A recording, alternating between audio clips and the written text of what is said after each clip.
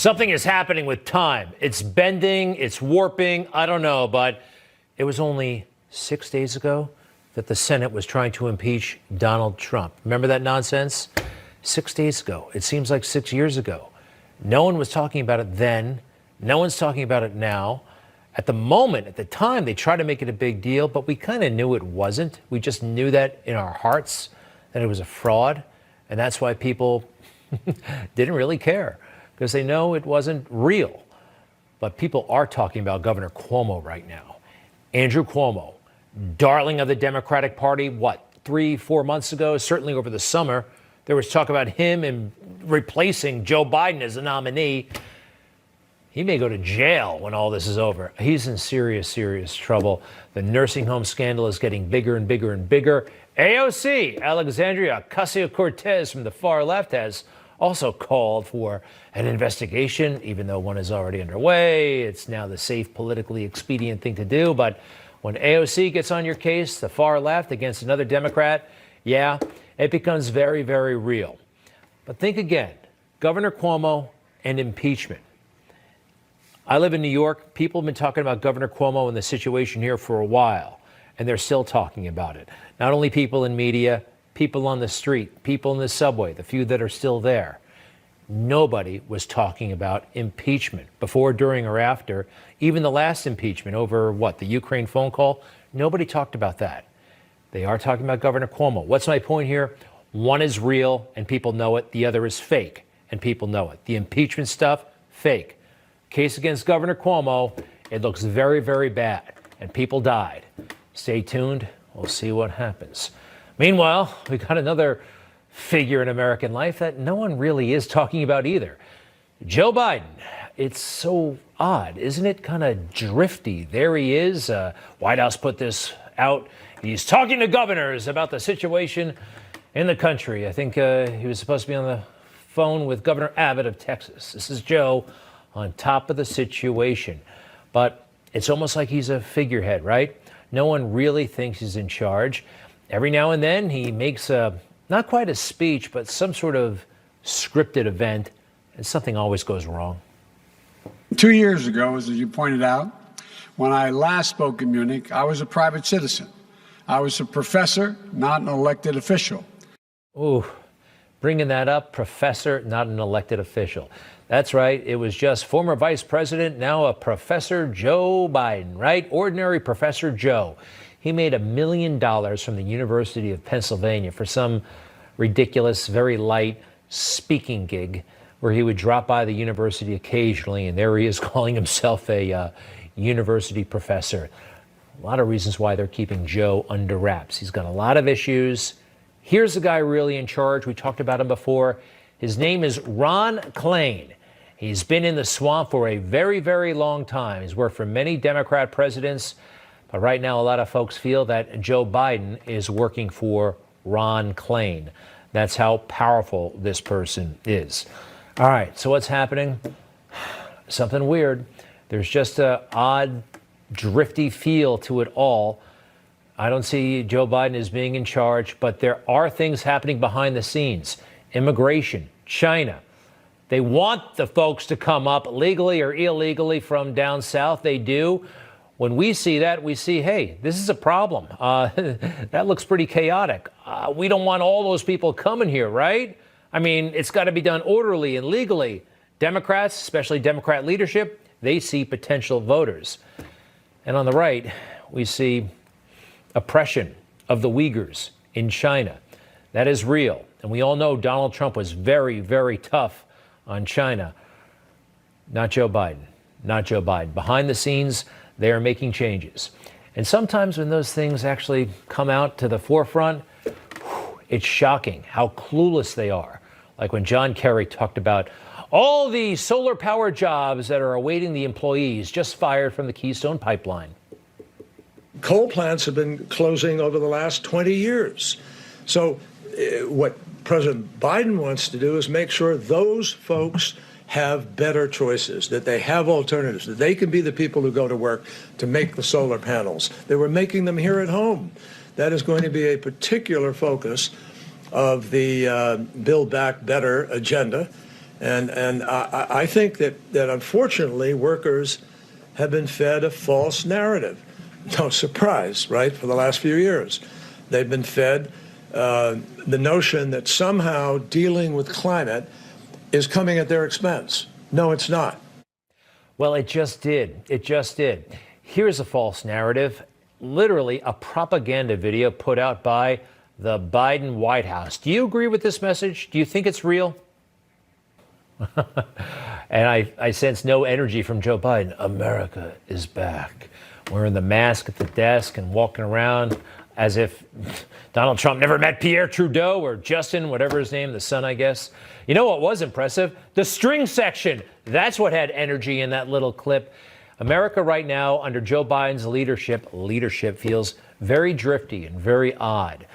Democrat media, they're not pursuing the big issues that we just talked about. China, immigration. They're focused on weird, small stuff, usually stuff that's embarrassing to Republicans. Like Ted Cruz's vacation. Yikes. Ted made a mistake. We all know that by now. He probably made the problem a little bit worse when he said this. And our girls, when they got the news that school was canceled this week, they said, "Look, why don't we take a trip? Let's go somewhere where it's not so cold." And Heidi and I, this had been a tough week, and this has been a tough year for kids all across the state of Texas. And so we were trying to be good parents and said, "Okay, we'll do it." All right. I mean, it doesn't work that way in any household. The kids say, "Let's go," and then you just start packing the bags. I really, really like and admire Ted Cruz. He is very smart, so powerful when he speaks, and he's great. I think he has a few blind spots. We all do. But you know what? In my book, all is forgiven in this matter because of what the New York Times did to the Cruz family. Did you see this? They found some friend of the family's, and they looked at the text messages that his wife, Heidi Cruz, was putting out about a potential group trip to Cancun. Nothing criminal, nothing scandalous, nothing sexual, just friends talking. And the New York Times puts it on the front page. Is that fair? Is that reasonable? No. And what is Ted Cruz's real big problem here? Problem is that he did not act like a phony, baloney politician.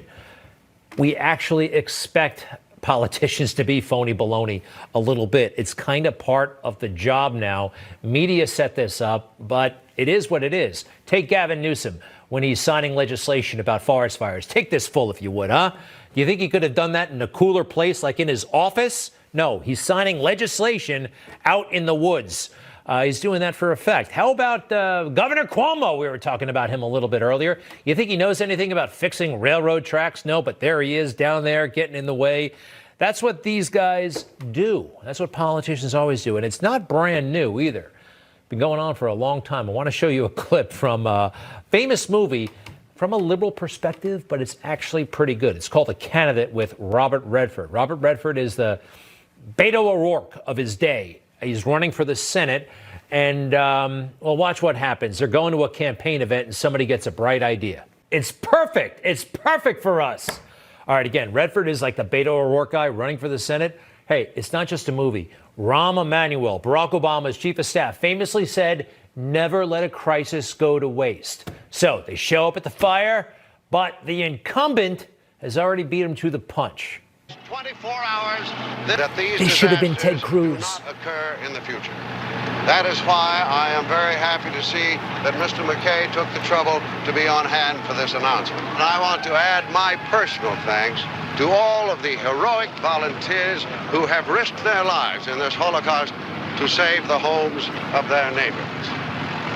Your actions and your efforts have been an inspiration to us all. So I say goodbye. God bless you, and good luck. And he leaves there like a hero. Senator Crocker Jarman goes on a helicopter and flies out of there. Look, it's phony, but it's politics. And as much as I like Ted Cruz, and you know, he's so smart, again, little blind spots. So I forgive him for that big time. You know who never played the phony political game? Didn't have to, because he just reinvented the game. Yep, him. And you know what? I think he's coming back in a big, big way. Stay with us, folks. We've got Congressman Devin Nunes with us next. America is back. Didn't seem that energetic or convincing to me. And let's face it, schools are closed, restaurants closed. America, does it feel back to you? I think it's slowing down under this president. But hey, let's ask somebody inside the Beltway, one of our favorites, Congressman Devin Nunes, Republican of California. Welcome back, sir. It looks like you are not in the Beltway at the moment, possibly home in your home district, or where are you? Luckily not. Unfortunately, half of our guard units here in California are in Washington when nobody else is there. But the good thing is they have double fencing, razor wire. But the bad part is that they're really cold and a lot of them want to come home. Why are they there? I mean, I feel like it's an optics mission with a target audience in mind. They're trying to damage Trump supporters somehow with this. That's my sense. What do you think? It's exactly what you would think is they build a narrative, they create a narrative, and then they have to watch the narrative play out. And the way that they do that is it's like building a Hollywood movie set. So remember, at first, and I think this is ultimately going to come out if we ever do learn the truth, Pelosi and company didn't want the guard there because they had criticized President Trump when the White House was under siege, churches were under fire, and we had all these crazy riots all over the country. That's why they didn't want the military leader, the military there, and the guard units there on that day. Well, now they love it because now they get to have the optics that all Republicans, all conservatives are all rioters and very dangerous. And so why not have the razor wire and military there? It makes us look like a third world country. And thank God you've got all of the 80-year-old Politburo members of the Socialist Democratic Party. They're going to protect the American people, and the media is going to protect them, and the social media companies will protect them. So far, that's exactly what's happening, and it's so strange. But they're bringing in professional military experts and law enforcement experts to evaluate the situation. Here's one of them. I thought he was just some lunatic, some leftist lunatic, but did you see the name flash up? Lieutenant General Russell Honore. Does that name sound familiar? He was the point man during the Katrina aftermath. I think we have a picture of him. Let's say that they're going to have an independent commission. This is what you're going to get. You know, look, clearly I'm proud of all of our military men and women who have served honorably. Maybe this guy's losing it a little bit, a lot like the leadership in Congress and the White House, because, you know, look, I said this a little bit earlier. This really is a Politburo system. So they get the people that they know they can trust to put in these places that meet the Hollywood role and narrative that they want to build out. This guy doesn't need to be anywhere near this. And look, Greg, you're only playing one portion of a guy that sounds totally nuts. But if you look through, I actually read an article in the Federalist just a little bit ago in preparing for the show. This is a guy who has said dozens and dozens of things like this. So, look, Republicans are going to have a decision to make. Hopefully, Republicans will say, look, if this is your 9/11 style commission that's going to investigate this, we can just stop right there because the conclusion's already been made by this guy when he's accusing the Capitol Police Force, of all things, of some 30%, is that what he said, of them being somehow problematic. This is a little bit nuts. Well, more than problematic, he said racist. I mean, he was saying all kinds of crazy stuff. That's the man, Russell Honore. I didn't like him back during Katrina. And by the way, look, they've been successful, haven't they? The left, the media, Democrats. There are still questions, valid questions, about the fairness of the November 3rd election and the run-up to it and the mail-in voting and Pennsylvania, the constitutionality there. That case, I believe, is still before the Supreme Court. But they've delegitimized the question. If you raise a question, if you say certain key words, you're going to get kicked off of social media. You're going to have real problems on your hands. And I just find it wild. It looks like they've won that battle. The same party that put us through the Russia hoax, they're saying you can't even talk about the fairness of the election.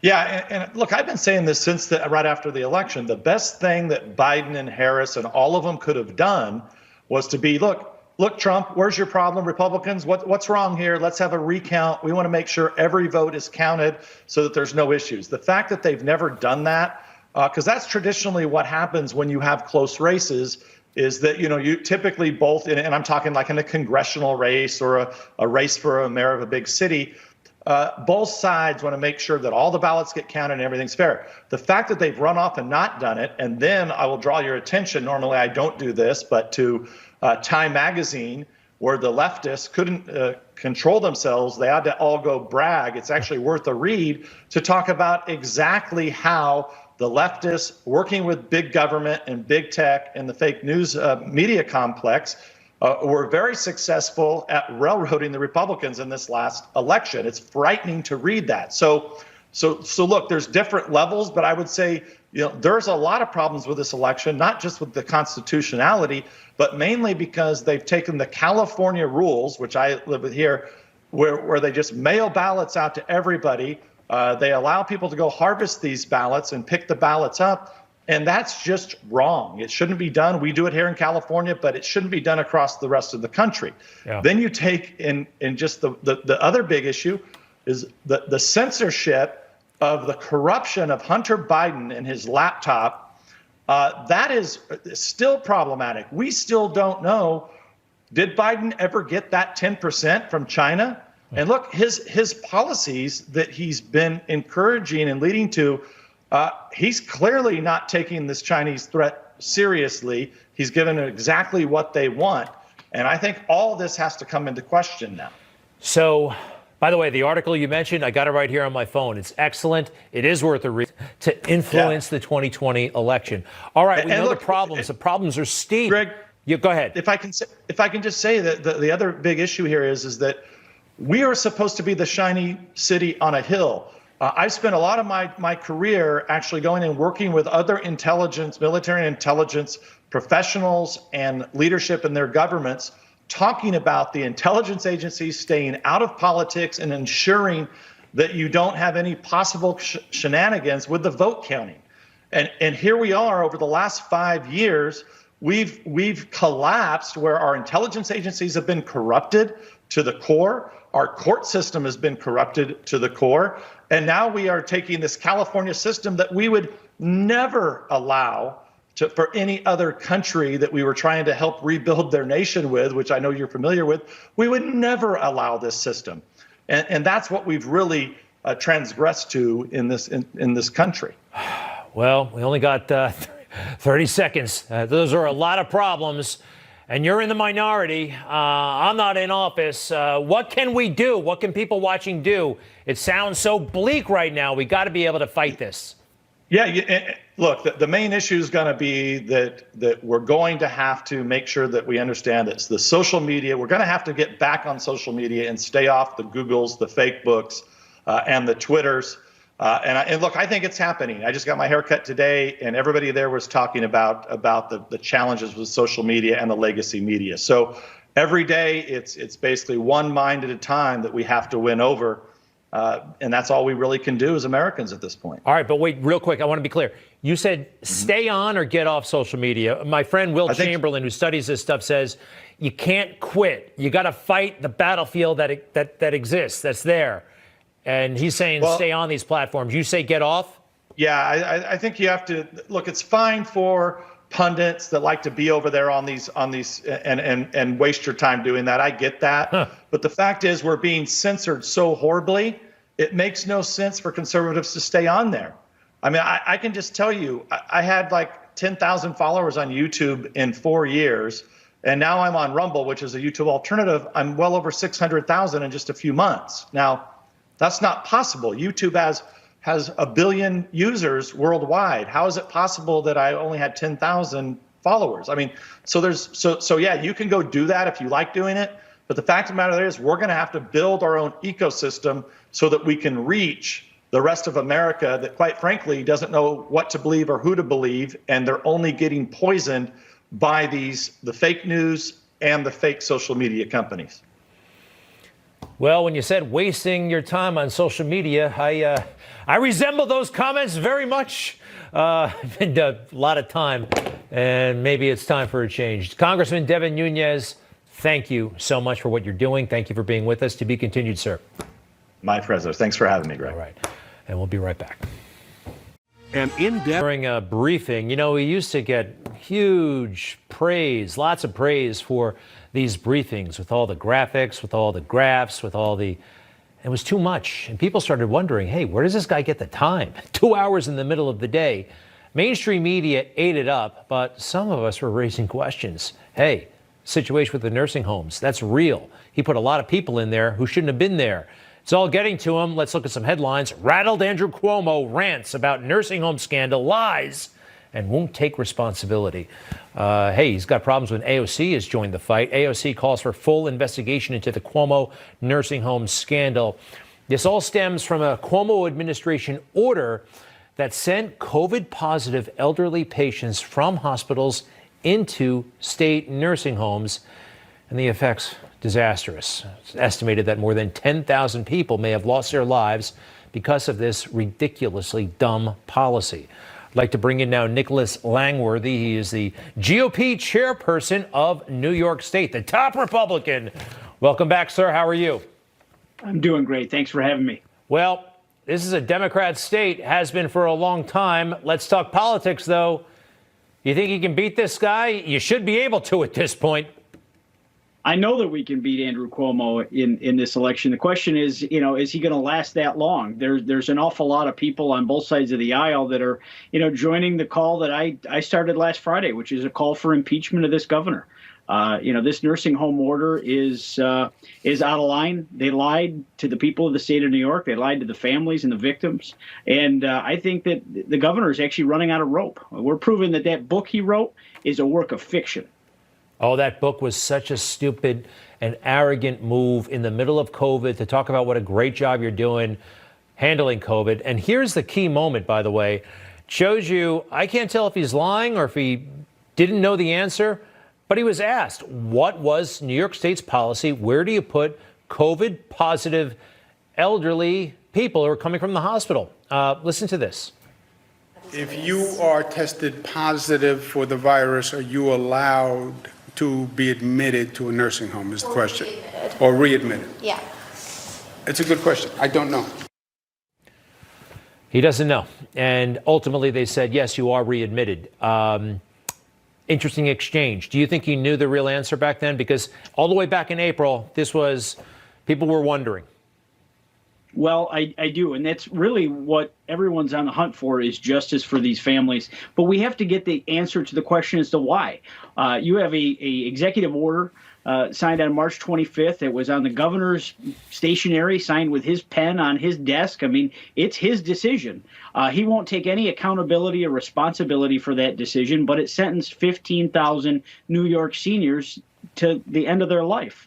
That is a very serious situation. But the question is, why would anyone do that? I mean, no one would come to this conclusion that it made sense to put COVID positive patients back into nursing homes with our most vulnerable population.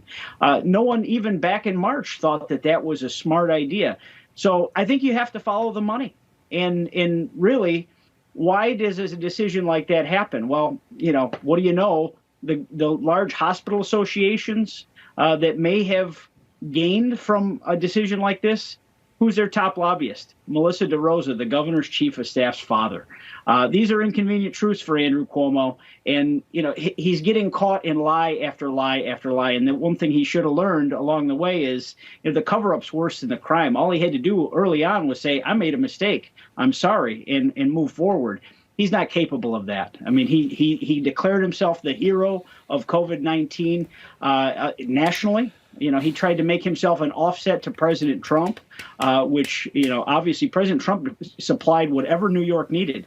Ventilators, PPE, the USS Comfort, thousands of hospital beds. They converted the Javits Center with federal funds to one of the largest hospitals in the world.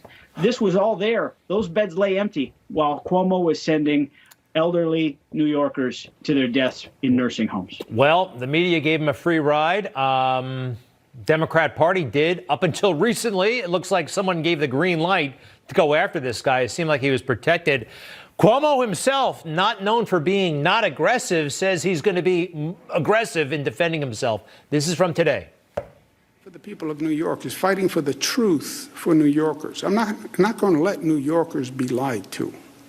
I'm not going to let you hurt New Yorkers by lying about what happened surrounding the death of a loved one.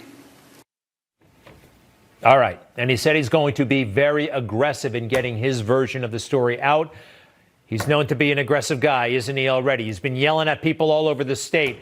I think you said impeachment.